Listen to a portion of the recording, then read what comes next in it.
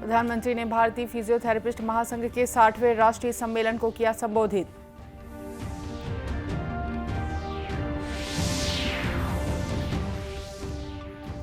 छत्तीसगढ़ में पत्रकारों की सुरक्षा के लिए विधानसभा के बजट सत्र में कानून बनाने लाया जाएगा प्रस्ताव।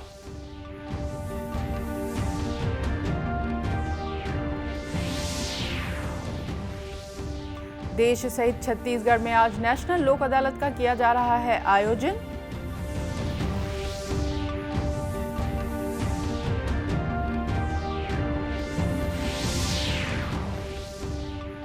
और नारायणपुर जिले में माओवादियों ने भाजपा के जिला उपाध्यक्ष की गोली मारकर हत्या कर दी।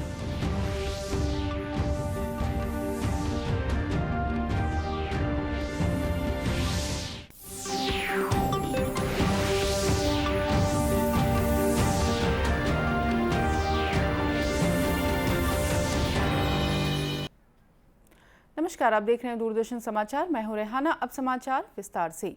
प्रधानमंत्री नरेंद्र मोदी ने कहा है कि प्रोत्साहन सहयोग से लोग मुश्किल से मुश्किल चुनौतियों पर विजय पा सकते हैं। फिजियोथेरेपिस्ट हर उम्र के लोगों की तकलीफ को दूर करते हैं। फिजियोथेरेपिस्ट आशा का प्रतीक बन रहे हैं।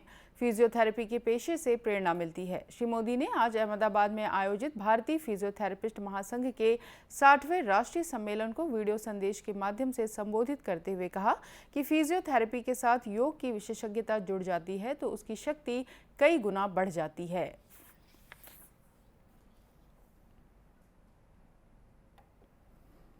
कि जब फिजियोथेरेपिस्ट के साथ योग की एक्सपर्टीज जुड़ जाती है तो उसकी शक्ति कई गुना बढ़ जाती है। शरीर की जो कॉमन प्रॉब्लम्स है, जिनमें अक्सर फिजियोथेरेपी की जरूरत पड़ती है, उसका समाधान कई बार योग में भी होता है, आसनों में भी होता है। इसलिए आपको फिजियोथेरेपी के साथ साथ योग भी आता होगा तो आपकी प्रोफेशनल पावर बढ़ जाएगी। साथियों, भारत में आपकी प्रैक्टिस का एक बहुत बड़ा हिस्सा बुजुर्गों की देखभाल को समर्पित होता है। पेशेंट केयर में आपका एक्सपीरियंस और आपकी व्यवहारिक समझ बहुत मायने रखती है। मैं आपसे इन्हें अच्छी तरह से डॉक्यूमेंट करने का भी आग्रह करूंगा। आज जैसे जैसे दुनिया में बुजुर्गों की संख्या बढ़ रही है, उनकी देखभाल भी ज्यादा चैलेंजिंग और कॉस्टली होती जा रही है। आज के इस दौर में एकेडमिक पेपर्स और प्रेजेंटेशन के रूप में आपका अनुभव पूरी दुनिया के लिए बहुत ही उपयोगी साबित होने वाला है। इससे भारतीय फिजियोथेरेपिस्ट की स्किल भी सामने आएगी। उल्लेखनीय है कि 2 दिवसीय इस सम्मेलन में भारत और विदेशों के विशेषज्ञ इस क्षेत्र में प्रगति पर विचार विमर्श करेंगे। आज पंडित दीनदयाल उपाध्याय की पुण्यतिथि है। प्रधानमंत्री नरेंद्र मोदी ने इस अवसर पर पंडित उपाध्याय को श्रद्धांजलि अर्पित की है। एक ट्वीट में उन्होंने कहा कि राष्ट्रीय प्रगति और गरीबों की सेवा में पंडित दीनदयाल उपाध्याय के योगदान को देश सदा याद रखेगा। उन्होंने कहा कि पंडित दीनदयाल उपाध्याय से प्रेरणा लेकर ही वे आज निरंतर सक्रिय हैं ताकि विकास का लाभ समाज के वंचित वर्ग को भी मिल सके। इधर छत्तीसगढ़ में भी भारतीय जनता पार्टी द्वारा पंडित दीनदयाल उपाध्याय की पुण्यतिथि पर अनेक कार्यक्रम आयोजित किए जा रहे हैं। भिलाई में आयोजित पुष्पांजलि कार्यक्रम में दुर्ग सांसद विजय बघेल ने पंडित दीनदयाल उपाध्याय को श्रद्धांजलि अर्पित की। श्री बघेल ने पंडित दीनदयाल उपाध्याय के एकात्म मानववाद के दर्शन को याद करते हुए कहा कि वे एक सच्चे देशभक्त, गहन विचारक और निस्वार्थ सेवा के प्रतीक थे। कि जैसे ही देश आजाद हुआ, हम लोग बट गए। एक अभिशाप सा हमारे इस देश में होने लगा और उसी के विरोध स्वरूप पंडित दीनदयाल जी ने भी डॉक्टर श्यामा प्रसाद मुखर्जी जी के साथ मिलकर एकात्म मानववाद का अलग जगाया और अंतिम व्यक्ति तक हम कैसे पहुँचे, उस ध्येय को लेकर वो चलते रहे।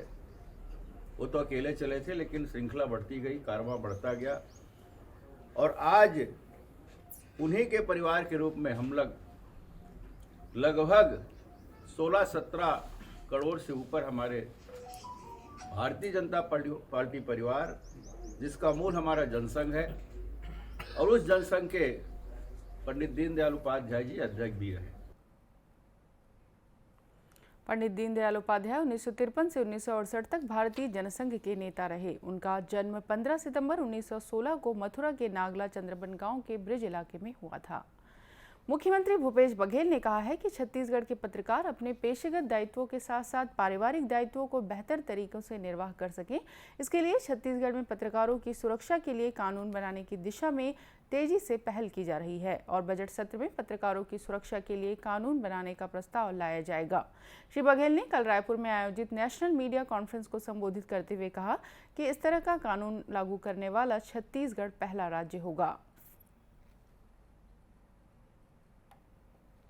एक बात और, जो पत्रकार सुरक्षा कानून की मांग हमारे विभिन्न पत्रकार संगठन हैं वो लगातार करते रहे हैं और इसके लिए हमने एक कमेटी का गठन किया था रिटायर्ड सुप्रीम कोर्ट के जज की अध्यक्षता में।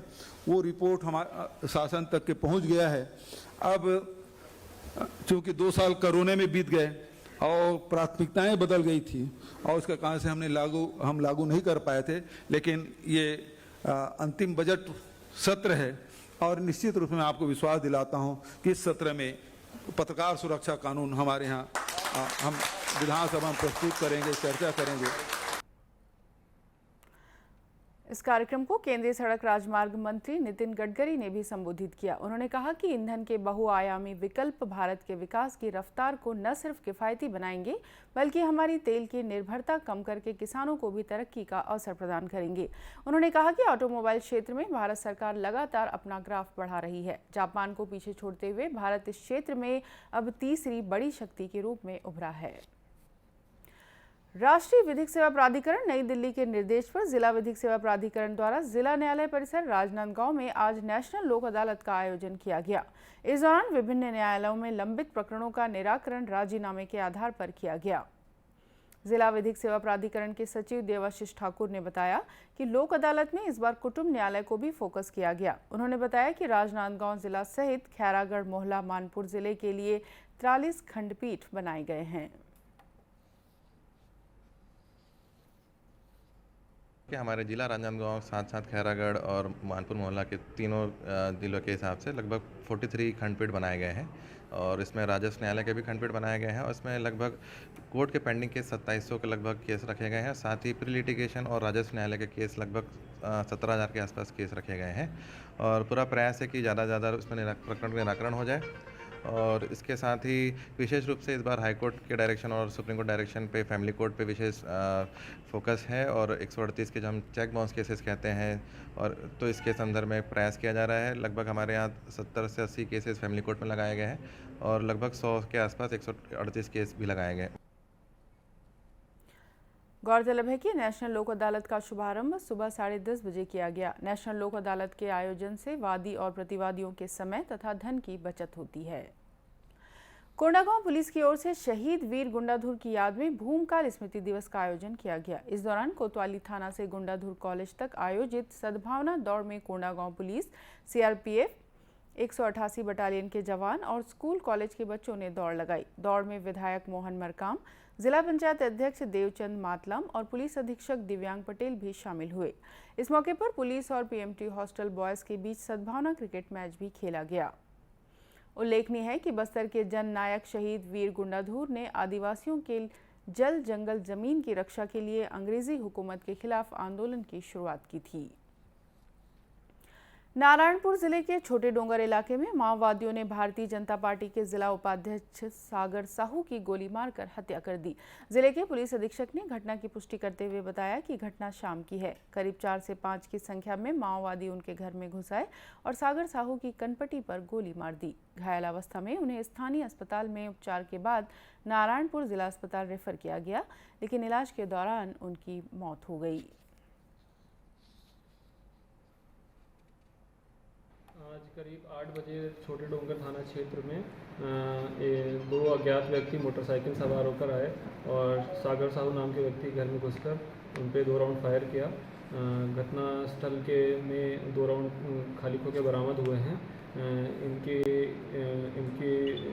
इनका उपचार, प्राथमिक उपचार करने के लिए इनको वहीं स्थित CHC में भर्ती कराया गया।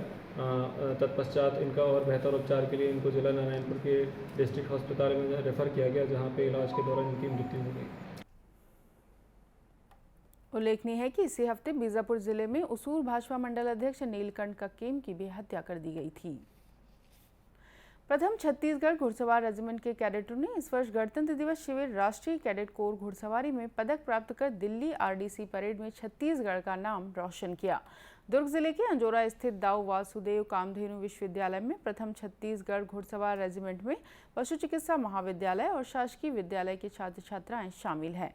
यह प्रतियोगिता करियप्पा परेड ग्राउंड नई दिल्ली में 1 से 29 जनवरी तक आयोजित हुई। गणतंत्र दिवस शिविर की विभिन्न घुड़सवारी प्रतियोगिता में छत्तीसगढ़ की बबीता और रोशनी ने रजत और कांस्य पदक हासिल किया। वहीं त्रिभुवन ने प्रधानमंत्री रैली में शामिल होकर छत्तीसगढ़ को गौरवान्वित किया।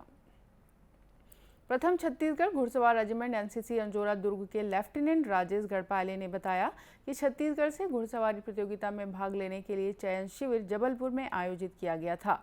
इसमें प्रथम छत्तीसगढ़ घुड़सवार रेजिमेंट राष्ट्रीय कैडेट कोर अंजोरा ने संघर्षशील घुड़सवार प्रतियोगिता में 10 सीटों में से 6 सीट प्राप्त की। उल्लेखनीय है कि गणतंत्र दिवस 2023 के उपलक्ष्य में 1 माह का राष्ट्रीय कैडेट कोर शिविर करियप्पा ग्राउंड दिल्ली में आयोजित हुआ। इसमें देश भर के 17 राष्ट्रीय कैडेट कोर निदेशालयों से सर्वोत्तम कैडेट चयनित होकर आते हैं और विभिन्न प्रतियोगिताओं में भाग लेते हैं। छत्तीसगढ़ के मलखंभ खिलाड़ी राकेश कुमार वर्दा और मोनू नेताम ने रजत तथा संतोष सोरी ने कांस्य पदक जीतकर छत्तीसगढ़ का नाम रोशन किया है। गौरतलब है कि उज्जैन में आयोजित खेलो इंडिया यूथ गेम्स 2022 में छत्तीसगढ़ के महिला और पुरुष मलखंभ खिलाड़ियों ने बेहतर खेल प्रदर्शन करते हुए अब तक 1 स्वर्ण, 1 रजत और 14 कांस्य पदक जीते हैं। खिलाड़ियों की जीत पर मुख्यमंत्री भूपेश बघेल और खेल मंत्री उमेश पटेल ने छत्तीसगढ़ मलखंभ टीम के सभी खिलाड़ियों, कोच, मैनेजर और पदाधिकारियों को बधाई दी है। उल्लेखनीय है कि खेलो इंडिया यूथ गेम 2022 में 7 फरवरी को सर्वश्रेष्ठ खेल का प्रदर्शन करते हुए 201.25 अंक अर्जित कर छत्तीसगढ़ के महिला और पुरुष खिलाड़ियों ने टीम चैंपियन का खिताब अपने नाम करते हुए इतिहास रच दिया था। अब कुछ खबरें जिलों से।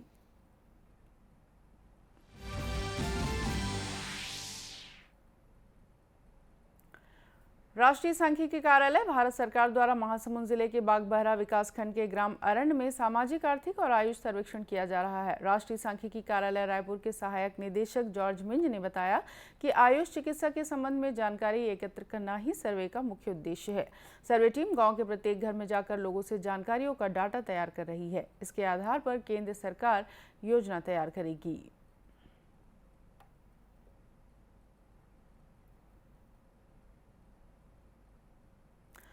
जांजगीर चांपा जिले के अमरुआ गांव से सारा गांव तक भारतीय जनता पार्टी ने मोर आवास मोर अधिकार के तहत पदयात्रा निकाली और विधानसभा अध्यक्ष और शक्ति विधायक डॉक्टर चरणदास महंत के निवास का घेराव किया।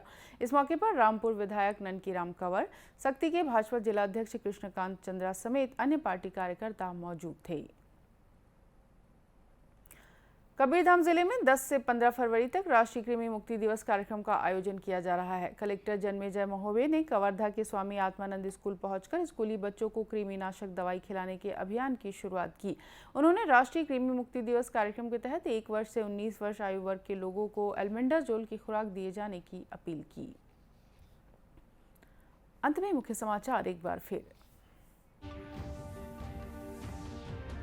प्रधानमंत्री ने भारतीय फिजियोथेरेपिस्ट महासंघ के 60वें राष्ट्रीय सम्मेलन को किया संबोधित।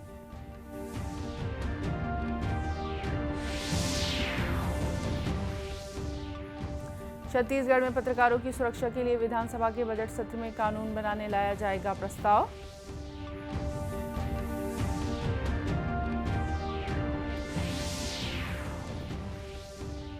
देश सहित छत्तीसगढ़ में आज नेशनल लोक अदालत का किया जा रहा है आयोजन।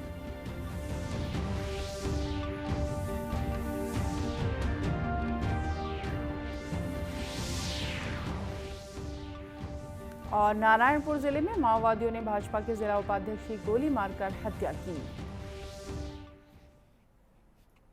इसी के साथ ये समाचार बुलेटिन समाप्त हुआ। नमस्कार।